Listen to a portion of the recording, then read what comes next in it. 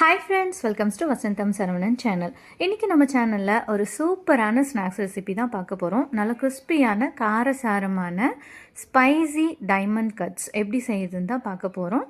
யூஸ்வலாக நம்மளில் நிறைய பேர் வந்து டைமண்ட் கட்ஸு நல்ல இனிப்பான டைமண்ட் கட்ஸ் தான் நம்ம சாப்பிட்ருப்போம். அதே டைமண்ட் கட்ஸை நல்லா ஸ்பைஸியாக எப்படி செய்யுதுன்னு தான் பார்க்க போகிறோம். இது சின்ன வயசுலலாம் எங்கள் அம்மா எப்போவுமே டைமண்ட் கட்ஸ் செய்யும்போது இந்த மாதிரி ஸ்பைஸியான டைமண்ட் கட்ஸ் தனியாகவும் நல்ல இனிப்பான டைமண்ட் கட்ஸ் தனியாகவும் வந்து செஞ்சு கொடுப்பாங்க.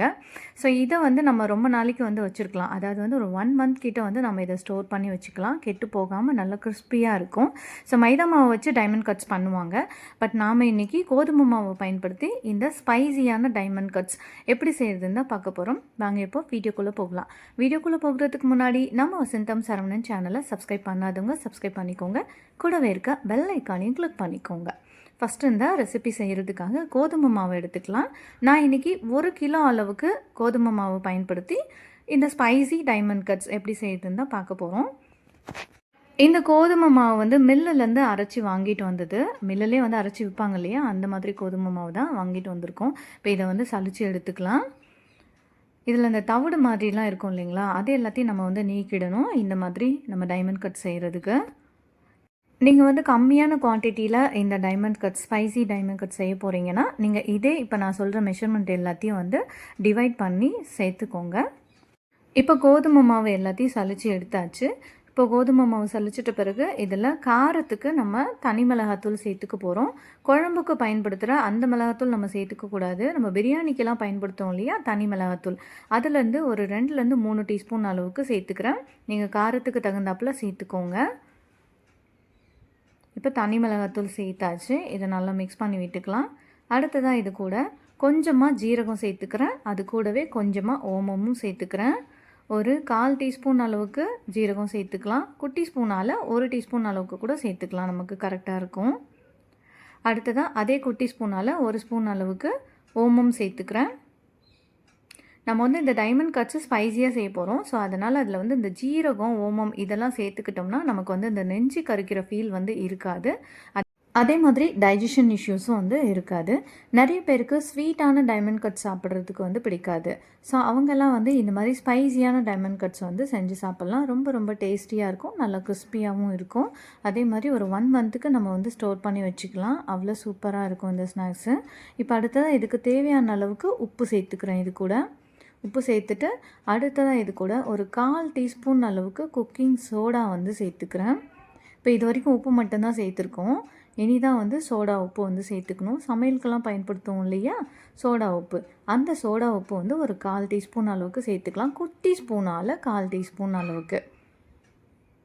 குக்கிங் சோடாவை நம்ம அதிகமாக சேர்த்துக்கக்கூடாது. அப்படி சேர்த்துக்கிட்டிங்கன்னா இந்த டைமண்ட் கட்ஸ் வந்து நிறையவே எண்ணெய் குடிக்க ஆரம்பிக்கும். அதுக்கப்புறம் வந்து சாப்பிட்றதுக்கும் வந்து நல்லா இருக்காது. அதே சமயம் எண்ணெயில் பிரிஞ்சு பிரிஞ்சு ஓடுற மாதிரி வந்துடும். ரொம்ப பஃபுன்லாம் இது வந்து உப்பி வரணும்னு அவசியம் கிடையாது. ஸோ அதனால் குக்கிங் சோடா கொஞ்சமாக கம்மியாகவே போட்டுக்கோங்க. குக்கிங் சோடா இல்லாமல் கூட இந்த ரெசிபி வந்து செய்யலாம். பட் ஆனால் கொஞ்சம் கடுக்குன்னு இருக்கும் இந்த டைமண்ட் கட்ஸு. இப்போ இதுக்கு வந்து 100 கிராம் அளவுக்கு பட்டர் எடுத்திருக்கேன். இந்த பட்டரை வந்து மெல்ட் பண்ணிவிட்டு நல்லா சூடான பட்டராக நம்ம இந்த கோதுமை மாவு கூட சேர்த்துக்கலாம். பட்டருக்கு பதிலாக நம்ம எண்ணெய் கூட வந்து சேர்த்துக்கலாம். பட் எண்ணெயோ இல்லாட்டி பட்டரோ எதுவாக இருந்தாலும் அதை வந்து நல்லா சூடாக்கிட்டு தான் சூடான பட்டரை நம்ம இந்த மாவு கூட சேர்த்துக்கணும். அப்போ தான் நமக்கு நல்ல கிறிஸ்பியான டைமண்ட் கட்ஸ் வந்து கிடைக்கும்.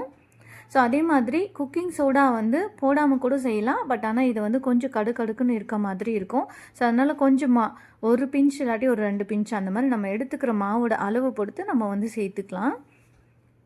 இப்போ இந்த பட்டரை வந்து இந்த மாவோடு சேர்த்து நல்லா மிக்ஸ் பண்ணி விட்டுக்கலாம். சூடான பட்டர் சேர்க்கும்போது கரண்டியை வச்சு ஃபஸ்ட்டு நல்லா கலந்து விட்டுட்டு அதுக்கப்புறமா கையால் வந்து நல்லா இந்த மாதிரி திருகி விடுற மாதிரி இந்த மாவை நல்லா அந்த பட்டரோட மிக்ஸ் பண்ணி விட்டுக்கணும். இப்போ அடுத்ததாக இதில் தேவையான அளவுக்கு தண்ணி கொஞ்சம் கொஞ்சமாக சேர்த்து சப்பாத்தி மாவு அளவுக்கு நல்லா சாஃப்டான டோவாக நம்ம ரெடி பண்ணி வச்சுக்கணும்.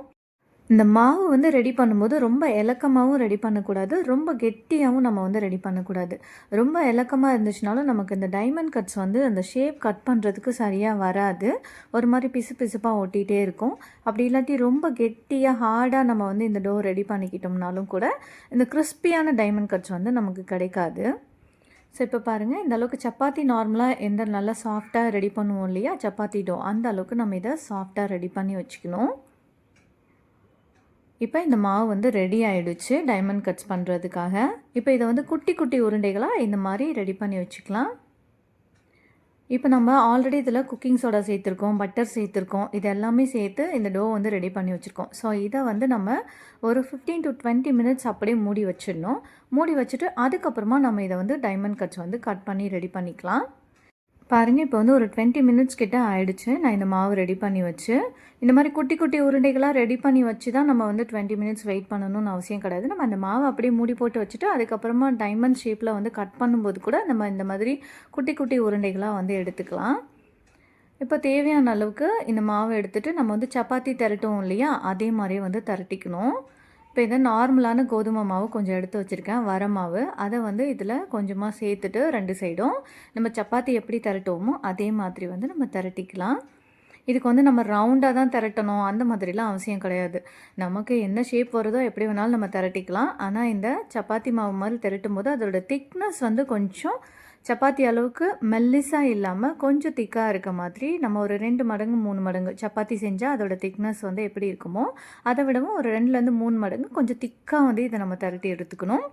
அப்போ தான் நமக்கு இந்த ஸ்நாக்ஸ் வந்து டைமண்ட் கட்ஸ் நல்லா கடிச்சு சாப்பிட்ற மாதிரி சூப்பராக கிடைக்கும். அப்படி இல்லாட்டி நமக்கு வந்து அப்பளம் மாதிரி ஆகிடும். நம்ம மெல்லிசாவும் திரட்டி செய்யலாம், பட் அது நம்ம வந்து பொரித்து சாப்பிடும்போது அப்பளம் பப்பட் சாப்பிட்ற மாதிரியே இருக்கும்.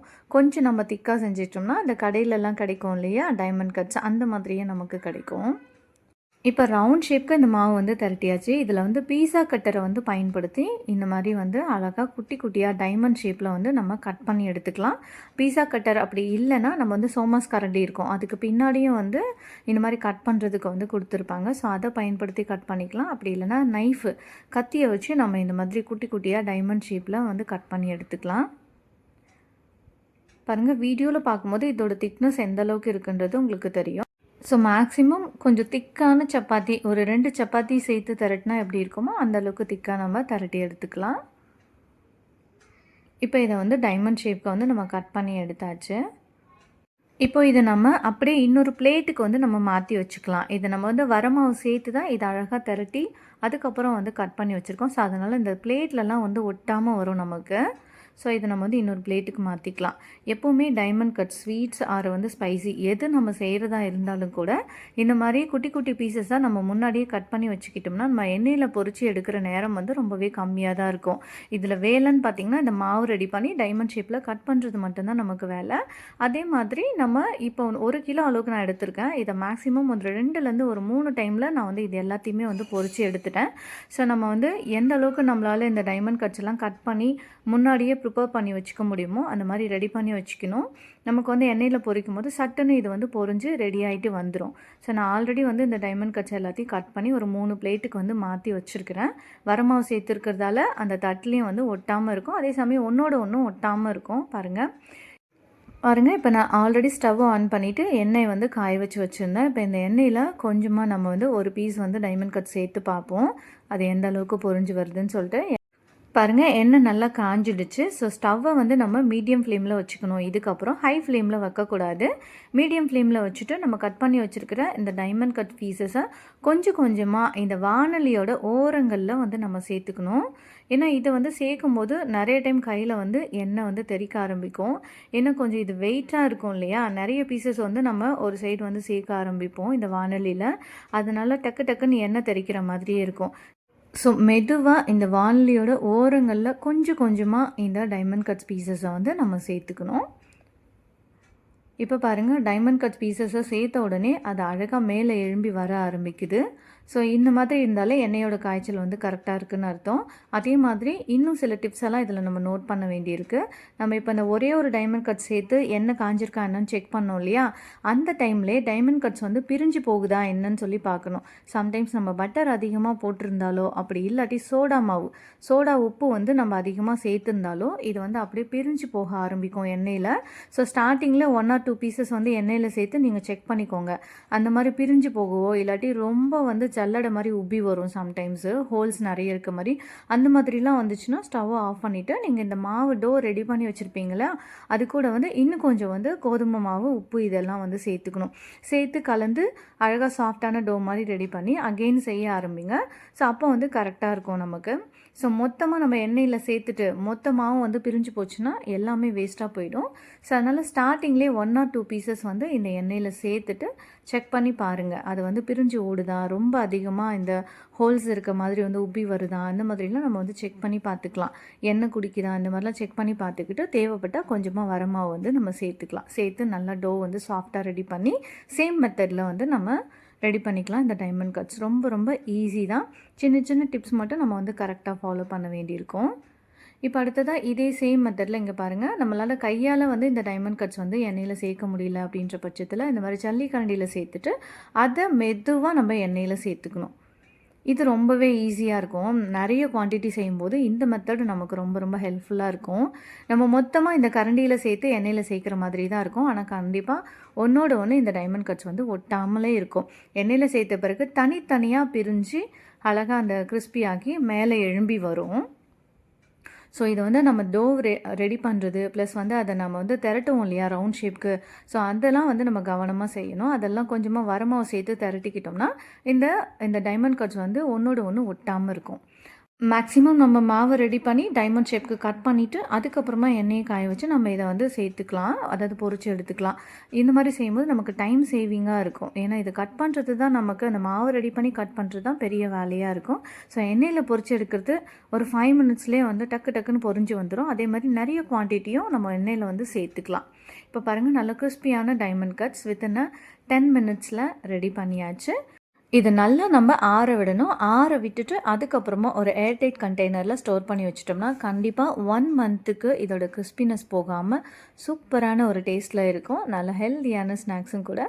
ஓகே ஃப்ரெண்ட்ஸ், கண்டிப்பாக நீங்களும் இதே மெத்தடை ஃபாலோ பண்ணி இந்த ஸ்பைசி டைமண்ட் கட்ஸை உங்கள் வீட்டில் செஞ்சு பாருங்கள்.